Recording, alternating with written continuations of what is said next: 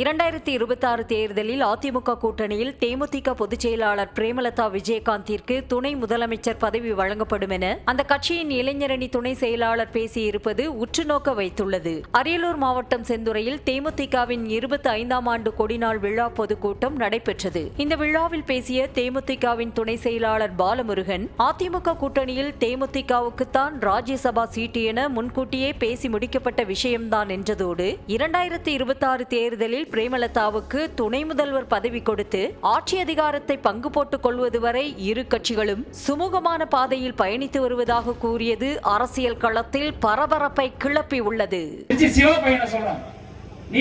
நீயே உனக்கு கட்சியில சரியா கொள்கை கிடையாது.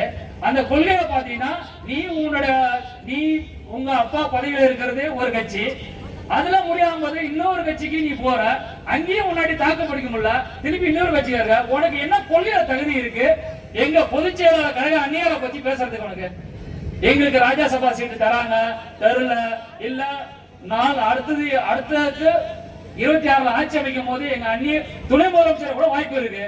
எங்களுக்குள்ள அனைத்து இந்திய அண்ணா திராவிட முன்னேற்ற கழகமும் தேசிய முற்போக்கு கழகமும் எங்க அந்நியார் பொதுச் செயலாளருக்கும் அனைத்து இந்திய அண்ணா திராவிட முன்னேற்ற கழகத்தின் கழக பொதுச் செயலாளர் எடப்பாடி அண்ணன் அவர்களுக்கும் என்ன ஒப்பந்தம் போட அவங்களுக்கு தெரியும்.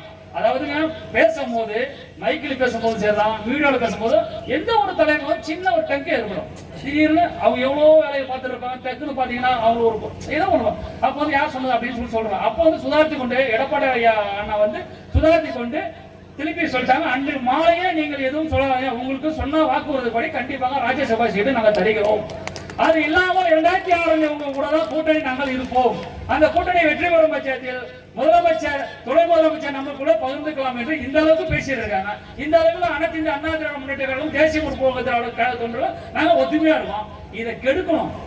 என்னன்னா இவங்க 2 பேரும் ஒன்றா இருக்காங்களா, இதை கெடுத்து விட்டா நாம இவங்க போயிடுவாங்க, இவங்க போயிடும், நாம திருப்பி வரலாம். பகல் கனவு போட்டா கூட கிடைக்கிறீங்க. அடுத்த 26 ஆட்சி அமைக்க முடியாது. தேசிய முற்போக்கு திராவிட கழகத்தின் இரும்பு மங்கை எங்கள் அந்நியார் இருக்கும் கூட்டணி தான் கண்டிப்பாக ஆட்சியை கைப்பற்றும் என்பதை நாங்கள் தெரிவித்துக் கொள்கிறோம்.